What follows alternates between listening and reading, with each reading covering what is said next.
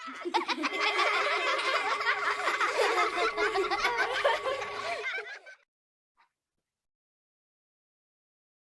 and welcome back to the Ascension Playground. This is Ursie, and today I'm doing a mini starseed reading, this time for Shining Star Sheila. Hi, Sheila. Okay, so I had fun taking a peek at your natal information. If you enjoy the Galactic star readings and want to help support the Ascension Playground, below, I have in the description area a link. If you decide to take any of Julia's classes, she's created an affiliate program, so it can help others grow as we all expand and learn more about our cosmology. Okay, so shining star, let's go take a peek at your, first of all, we're going to look at your Western astrology. Here's your natal wheel. Okay, what do I like to look at first? I always like to look at your ascendant. And wouldn't you know it, look at your ascendant. It says 0 degrees, 36 minutes in the sign of Taurus, very beginning of Taurus. So what does this mean? Well, it could mean that many people might see you as you present yourself in the world as Aries. Aries, the go-getter. Here I am, I'm going to go do and deliver. But you're learning in this lifetime how to be more Taurian. What do I value? Where are my boundaries? You know, very sensual, good food, good, beautiful home, nice cozy clothing. So, but people may see you more as Aries because you're in the very, very beginnings of Taurus. That's just from one look at your ascendant. Okay, what next? Let's go around the wheel and see where your sun is. Your sun is sitting in the 6th house, and it is in the sign of Libra. Very balanced energy. You know, Libra is the scales, trying to see both sides of a situation. I see that side and I see the other side. So the sun sitting in the house of the 6th house of service, day-to-day administration, your health and body, again, 6th house. You've got Pluto and Uranus also sitting in your 6th house of Libra. Okay, let's move now to your beautiful moon. Where is it with your inner self, the reflective light? Your moon sits in the sign of Capricorn. Oh, excuse me, it's not in Capricorn at all. It is sitting in the sign of Sagittarius at the very end degrees. It's 29 degrees Sagittarius, 24 minutes. I mean, there's only 30 degrees in a sign. So here again, we're seeing the moon right here. See this little blue line? In the very end of Sagittarius. All right, so what does that mean? It means your moon already understands so much of the Sagittarian nature. What is that saying? It's the big thinker as far as philosophy. Sagittarius is ruled by Jupiter, the expansion. We see someone who would love to study the higher truth, capital T, not all the little truths of the day-to-day, but the wisdom seeker. Now, what's interesting about your moon is that, see galactic center right here in Sagittarius? You have your moon conjunct the galactic center, and on the other side, we see this little true north node. So what you're here to do, your north node in Capricorn is to be very much about, step-by-step progression in your vocation. And the moon will come and help support that north node focus, but it's going to come in with a very Sagittarian. I can't just, the mountain that you want to climb is not just any mountain. It has to be about wisdom, the higher truth.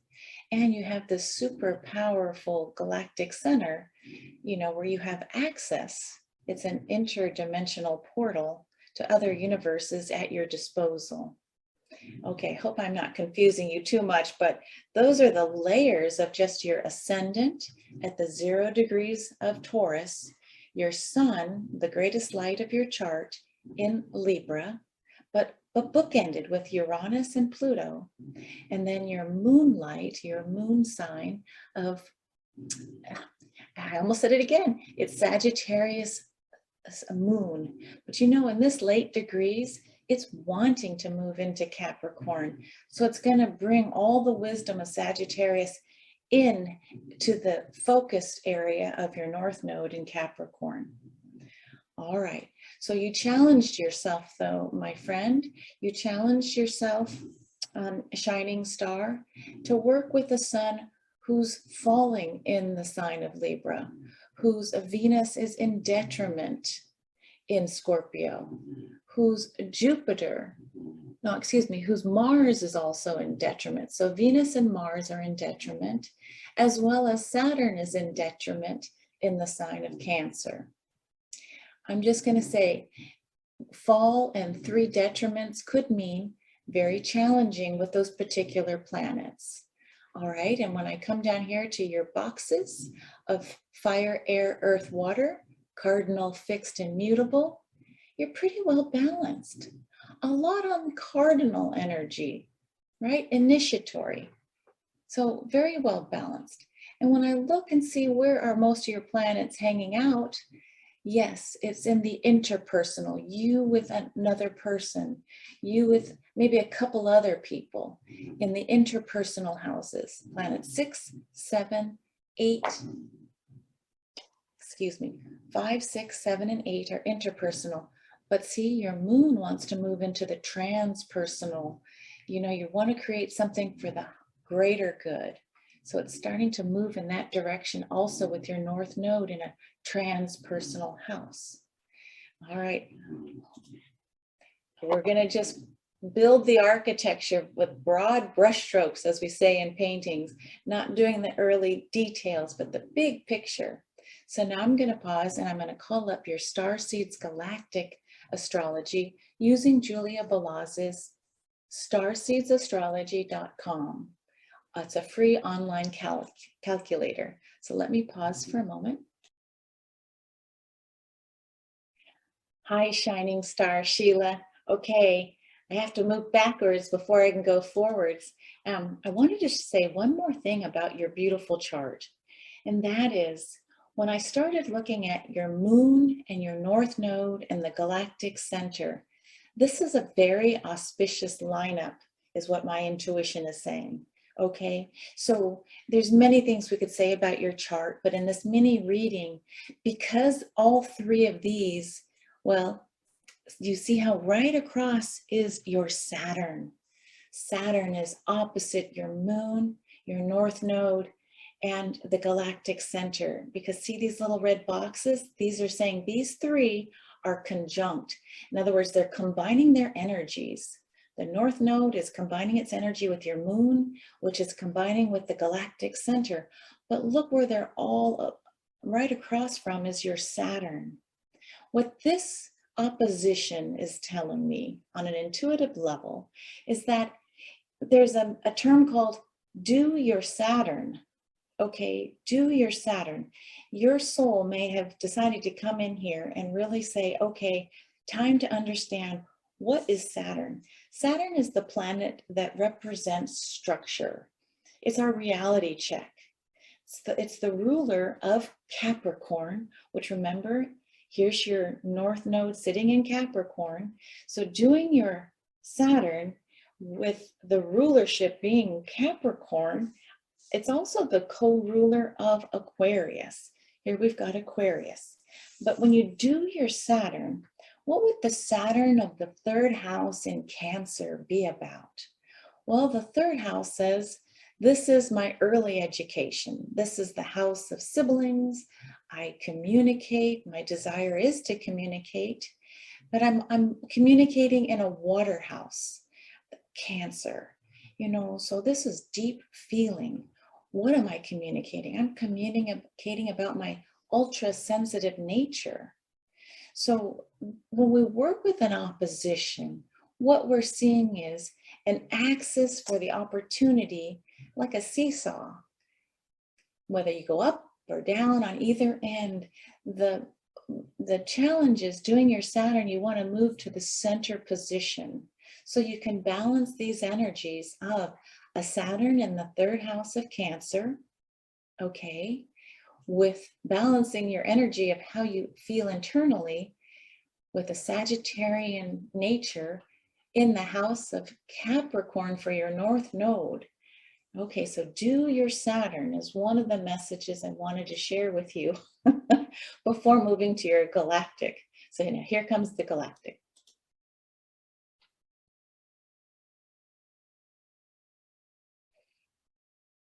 Okay, here we are. We're now on the starseedsastrology.com report.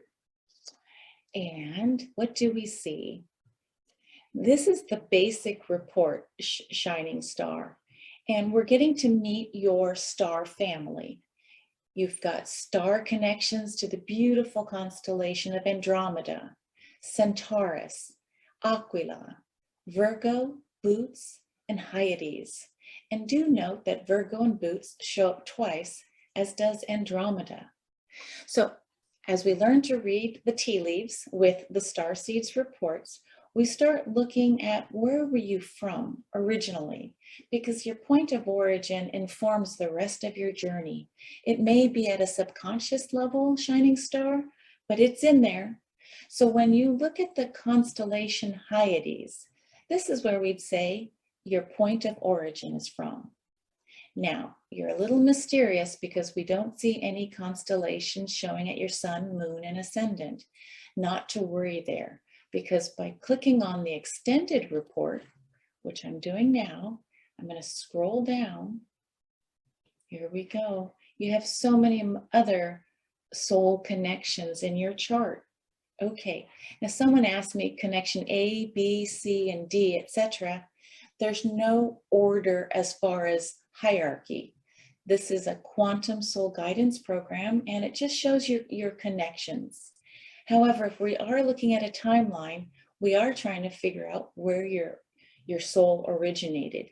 And we've discovered Hyades is opposing your natal Neptune in Sagittarius in the 7th house.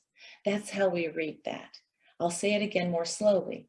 We're seeing the constellation Hyades is opposing your Neptune, which sits at 5 degrees Sagittarius, 16 minutes in your 7th house.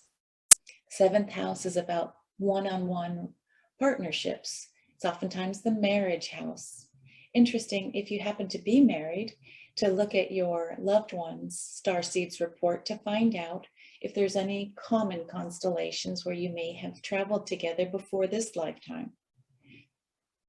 Now, when I tune into where exactly in the constellation Hyades you're from, we look at there's 2 fixed stars, Hyadin 1 and Hyadin 2, 2 different fixed stars within the constellation Hyades. All right, but the one closest is only 0.09 minutes. That is a very, very tight opposition. So looking at your origin being from Hyades. Before I say a little bit more about the Hyades star seeds, because you can Google that as well, Hyades star seeds, characters and traits, and you can find so much in Google or on YouTube about that particular star nation. But before we go, because we couldn't find any particular indicators for where have you been recently, I'm going to share something with you that others who may be listening will enjoy as well. Whenever we see a trine, or a sextile, trines speak in terms of astrology, Western astrology, as an aspect that is ease and flow. But from a galactic perspective, if you are trining a particular fixed star, the theory is, or the narrative is, that every trine shows where your natural gifts are from and what they are. In other words, when you buy a car, here, I'm going to stop sharing for a minute. Here's my little spiel on trines. If you're deciding, looking at your own chart, where are my gifts? So I think of it as a car. When you buy a car, you can get one with a basic model, no extra bells and whistles, or you can buy a car that's fully loaded, you know, like a moonroof, a leather interior, etc. That's the metaphor I like to use when I'm talking about the aspect of trines. Trines will tell you, as a soul, what did you already come in fully loaded with? It's something that's natural and within you. You don't have to work on it. So this is like a teaser. If you want to join the Starseeds Astrology online courses, use the link I share below. It's an affiliate link that will also help build the playground here. But if you want to guide your children, your nephews, nieces, or loved ones, look where their trines are. Just say, these are the natural inherent gifts that you've already come in with. So that's my little infomercial teaser. But let's go back to Shining Star. Okay. Now we see that your North Node and South Node don't have any fixed stars associated with it. Not to worry, not to worry. There's ease and grace here, okay? So when you want to find out the support, look at all this. If I were you, I would look at what are the qualities and characteristics of Arcturus, because I'm bringing in, because I'm trining my midheaven with Arcturus, those natural qualities. Okay, I'm trining the fixed star Spica. Look at this, trining Capella. Let's just look at your trines. Aldebaran, Mirach, Altair, Capella. So even though you might say, oh, boohoo, I don't have any fixed stars in my North and South node, you came fully loaded, my friend. Look at this, trine, trine. These are all your gifts that you've come in with. Trine to, Capella, trine to Bellatrix. Whew, you've come in with quite a bit of beautiful trines. All right, so lastly, because this is supposed to be a short little mini, I want to share this funky little website with you.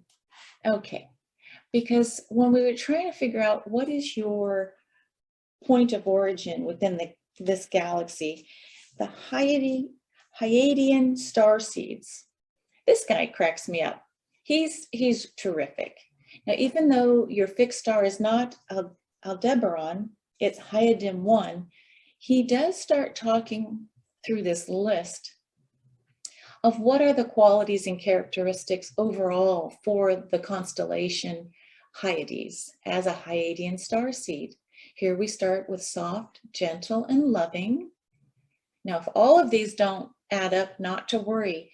Just do the 80-20 principle. If 80% sounds good, take it or consider taking it. Charismatic people pleasers. Uh-oh. Part of doing your Saturn might be how not to be a people pleaser, right?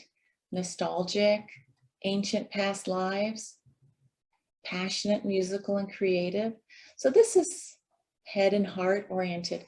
I'm going to stop sharing there for a moment. This is how the game works, right? You get your Starseeds free online report. It's all Greek to us at first. And then we start doing, okay, let's look at the natal astrology wheel, starting with Western. And that tells a little story. And then does that story get reverberated within the galactic? So doing your Saturn. Oh, well, sorry to bounce around one more time, but let's go back and let's go look at your Saturn. Here's your Saturn line. Oh, I said do your Saturn, but look at your Saturn line is empty. What's full? Uranus, the midheaven, your vertex. Look at this. Shining star. I think my intuition is saying, going back to this guy and saying, does this ring true? Hyadian star seeds are giving people pleasers and are unlikely to let anyone down. No matter how many times they are treated badly by others, they continue to help and heal. They're able to analyze and see flaws, but because they are so loving and loyal, they never give up. All right. Well, that's what I've got for you today. Thank you for helping me practice as I become closer and closer being certified as a practitioner in Julia Balaz's Quantum Soul Guidance Program. Thank you, and see you next time on the Ascension Playground. Bye for now.